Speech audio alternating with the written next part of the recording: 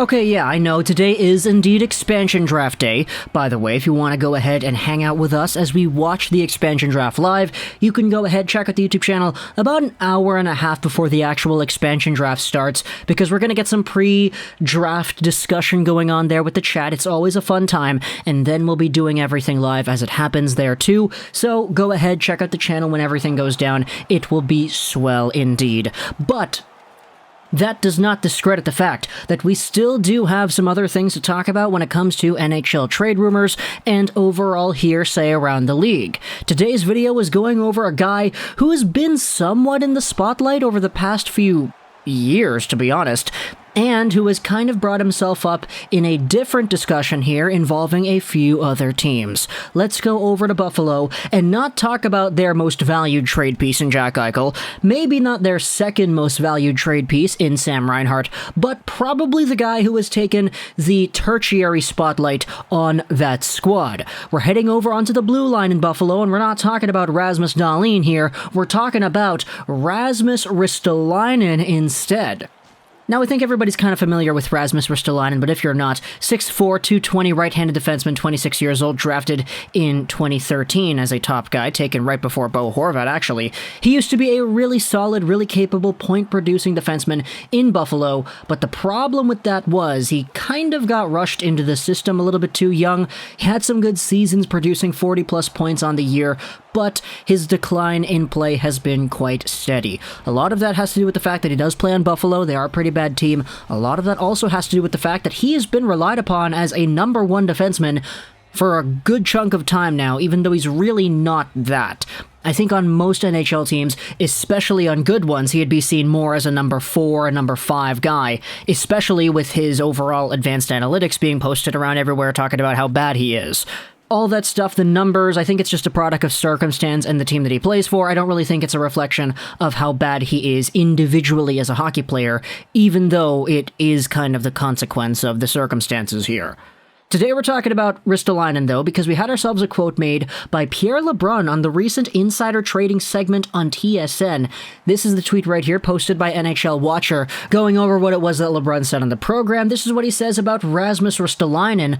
There have been some pretty solid interest as of late. Among the several teams that have kicked the tires are the Winnipeg Jets and the Montreal Canadiens. And so when it comes to Ristolainen and Canadian markets in particular, I just really wanted to get my 2 cents in there because this is definitely not a guy who is new to Canadian trade rumors over here. As I said, we've been talking about trade rumors with Ristolainen for years. I remember like 2 years ago, we were making videos talking about this guy in the Canucks, and I recorded a vlog of me on the SkyTrain or whatever, just talking about it. And normally that'd be seen as pretty bad because, hey, you're on the SkyTrain, you're going out there talking to yourself to your phone, but there was nobody else in the train when I did that video, so it was okay. Either or, though, point has been established here. Ristolainen's been in trade talks for a long time, and now it looks like it's Winnipeg and Montreal that are the new conversation pieces to boot. Now, when it comes to either of these teams, it's kind of interesting seeing the entire discourse going about the community regarding these two different fan bases. For Montreal, I've seen a pretty positive outlook, to be honest, and it's kind of interesting to note that a lot of Canadiens fans that I've been exposed to have been kind of saying the same thing. Oh, really? We're going after Ristolainen, eh? Nice. And it's just like, oh yeah, nice. Meanwhile, Winnipeg... Oh my goodness, the apocalypse is here, hell is burning over, my gosh, what's going on here? We have ourselves a terrible, terrible, terrible piece of news. Winnipeg is freaking out about this, and it's really interesting to take a look at why these two fan bases' responses are different, and it's a very, I think, clear-cut answer as to why that is. Going back to Montreal, though, the sentiment that I've seen a lot has been that Rasmus Ristolainen, in general, would make this team better. Because what you have in the Montreal Canadiens is a top 4 pairing of defensemen that goes Weber, Petrie, Sherratt, Edmondson. Those guys played the bulk of all the minutes in the postseason, and you really only had Romanov, Gustafsson, Kulak, Merrill. You had all these other guys swapping in that bottom pairing spot. Not really all too often. You would normally see the pairs get split up. Oh, if Edmondson's a little bit tired, then they'll send Romanov over the boards instead to play a shift with Petrie. You would have this entire cycle going around with the defensemen where the top 4 guys were the most relied upon by far. However, when it comes to the fits of Montreal Canadiens blue liners, would you rather say that a Ristolainen would improve your team more than a Gustafsson would? Despite all the negative hearsay about Ristolainen and his game that's going around, I personally think he's a better player than Gustafsson, and he would be a better fit for this Montreal team. Gustafsson was brought in for one purpose only, to be a power play quarterback, and for the most part he did that, but he also had all the other shortcomings of Erik Gustafsson that we've known him to have, and he showcased that very well with the Montreal Canadiens system.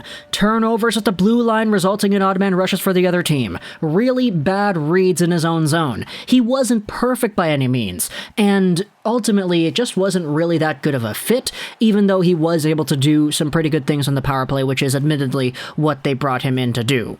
Ristolainen, on the other hand, as I noted, he's a guy that plays a lot better when you don't give him top 2 minutes. Like, on Buffalo, he has been forced to be that number 1 guy beside Rasmus Ristolainen. We've spoken about this a ton, but the Buffalo Sabres really don't know how to play defensemen and develop them to their strengths. You can see the historical records of big guys. They bring in Ristolainen, Tyler Myers that are good at the beginning, but they eventually fizzle out. Rasmus Ristolainen was kind of heading down that thorny path as well, but eventually I think he started to recover from it ever since they fired the coach. But for Ristolainen, if he comes over to Montreal, he's playing, I don't know, like 12, 13 minutes a night. Hey, I think he could be really good in those limited circumstances because he won't be forced to be the guy. He won't be overplayed, and he won't be overcharged on all situations. For Winnipeg, on the other hand, things are a lot different, because when it comes to the Winnipeg Jets, your first instinct is to say, okay, well, if we're going to go out there and get Ristolainen, why in the world would we leave Dylan DeMello unprotected? We might see him actually get taken by Seattle later today. If you really want to go out there and acquire defensemen that can make your team immediately and be contributors right now, why protect Logan Stanley over Dylan DeMello? I get that you want to see what Logan Stanley is going to be, but Dylan DeMello has already proven himself to being the best defensive defenseman on your team. So the fact that you're going to go out there, get rid of this guy, bring Ristolainen in instead, is kind of whack, because you can't just go out there and say, okay, Ristolainen, we're going to give you sheltered minutes, you're going to be in a bottom pairing role, and we're going to give you all the time you need to adjust to this brand new system. No! Should the Jets acquire Ristolainen, they're going to go out there and play him in the top pairing, because of course they would. It's Winnipeg. What do you expect?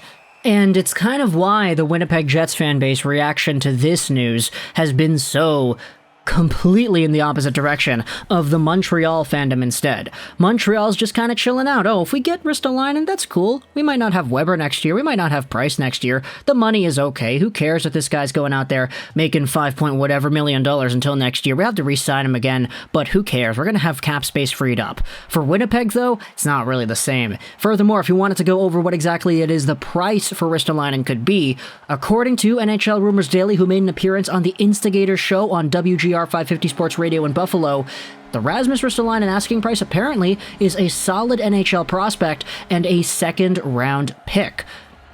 When it comes to those, the Habs have a lot more of those, I think. Solid NHL prospects? Hey, the Canadiens have a lot of that. Draft picks? The Habs have a lot of that too. Marc Bergevin said it himself earlier on in the year that despite the fact that the Canadiens went to the finals this year, they weren't all in. Why weren't they all in? Well, because they still had their prospects. They still had their picks.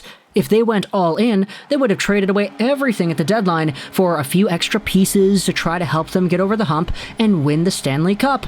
This team made it to the finals without even being all in, and Marc Bergevin made that very clear, which is why he's in a position where if he wants to make a trade like this, hey, second round pick, good prospect, Habs have a lot of those, they can afford to lose those because they're not really as important to the Canadiens than they would be to other teams that don't have prospects, for example, like Arizona. Winnipeg is kind of in a different boat. They don't have a surplus of picks and prospects to spare just in case they need to make a trade for a guy that does require that kind of price. For Montreal, they have so many prospects, even if every one of them panned out the way we think they could, there's not going to be enough room on this team, so why not go out there, try to make some trades, see where else you can distribute your wealth in terms of the property you have. So talk to me in the comments if you're a Jets fan or a Canadiens fan about Rasmus Ristolainen and the entire idea of making a trade for him over there.